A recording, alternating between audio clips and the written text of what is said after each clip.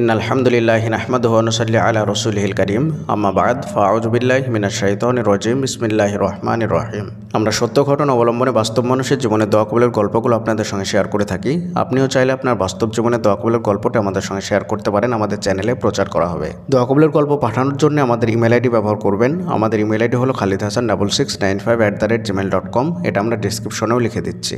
আজকের এই দোয়া কবুলের গল্পটি তাহাজ্জুদ, ইস্তেগফার ও দরুদ শরীফের মাধ্যমে দোয়া কবুলের গল্প। শুরুতে তিনি লিখেছেন তাহাজ্জুদ, ইস্তেগফার ও দরুদের মিরাক্কেল। 2020 সাল থেকে জীবনে যা চেয়েছি প্রায় সব হালাল ইচ্ছায় পূরণ হয়েছে আলহামদুলিল্লাহ। আল্লাহ সুবহানাহু ওয়া তাআলা উত্তম জীবনসঙ্গী, সন্তান এবং মনের মতো সংসারও দান করেছেন। বারাকাপূর্ণ রিজিকের উত্তম ব্যবস্থাও তিনি করে দিয়েছেন আলহামদুলিল্লাহ। যেই জীবনে তাহাজ্জুদ, দরুদ এবং ইস্তেগফারের পরিমাণ বেশি, সেই জীবনে শান্তি বা সুকুন ততই বেশি। হারাম থেকে বেঁচে থাকার চেষ্টা করেছি, তাহাজ্জুদের তৃপ্তি পাওয়ার চেষ্টা করি, পাশাপাশি অবসর সময়ে ইস্তেগফারের হালাতে থাকার চেষ্টা করি। আর জুম্মার দিনে দরুদের উপর থাকে আলহামদুলিল্লাহ।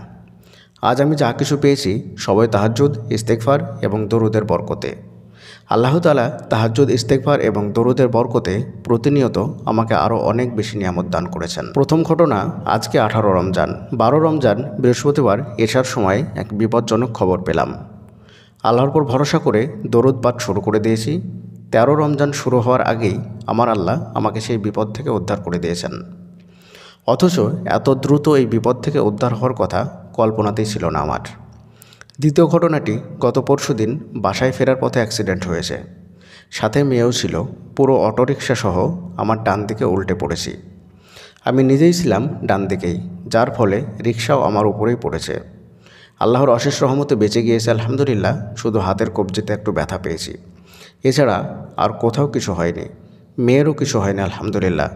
ওই মুহূর্তে আমি ইস্তেগফারের হালাতে ছিলাম। গত 2 মাস ধরে ধারাবাহিকভাবে ইস্তেগফার এবং দরুদ পাঠ করছি। আর আশেপাশের প্রতিটি ঘটনা যেন এক একটি মিরাক্কেলের মতো প্রকাশ পাচ্ছে আলহামদুলিল্লাহ। যখনই আমি আমার জীবনের দিকে তাকাই, শুধু আল্লাহর অশেষ রহমতের ছোঁয়া দেখতে পাই। ইস্তেগফারের হালাতে থাকলে সমস্ত পেরেশানি থেকে অটোমেটিক মুক্তি পাওয়া যায়। যে অন্তর আল্লাহর জিকিরে ব্যস্ত থাকে, সেই অন্তরে অস্বস্তা দিতে শয়তান ভয় পায়। ইস্তেগফারের বিনিময়ে শুধু গুনাহ মাফ হয় না, বরং বালা মুসিবত, বিপদ আপদও দূর হয়ে যায় আলহামদুলিল্লাহ। প্রিয়দিনী ভাই এবং বোনেরা, দোয়া কবুলের গল্পটি আপনারা নিজে কানে শুনলেন। এই দোয়া কবুলের গল্পের মধ্যে তিনি তেমন বেশি কিছু আমল করেননি, শুধুমাত্র 2টো আমলের প্রতি তিনি অধিক গুরুত্ব দিয়েছেন, ইস্তেগফার এবং দরুদ শরীফ। এবং তিনি 2টো ঘটনা উল্লেখ করেছেন যে আল্লাহ তাআলা যে ঘটনার থেকে তিনাকে মিরাক্কেলভাবে বাঁচিয়ে দিয়েছেন। যেখানে তার অনেক বড় ক্ষতি হতে পারত, কিন্তু আল্লাহ তাআলা ইস্তেগফারের কারণে তাকে সে ক্ষতি বা বিপদ থেকে উদ্ধার করেছেন। ইস্তেগফার সত্যি আলাদিনের চেরাগের মতো। ইস্তেগফার যদি আপনি আমল করেন, তাহলে আপনার চারপাশের পরিবর্তন দেখে আপনি নিজে অবাক হয়ে যাবেন। তাই আর দেরি নয়, আজকে থেকেই ইস্তেগফার আমল করা শুরু করে দিন এবং আপনার মধ্যে পরিবর্তনগুলো স্বচক্ষে লক্ষ্য করুন।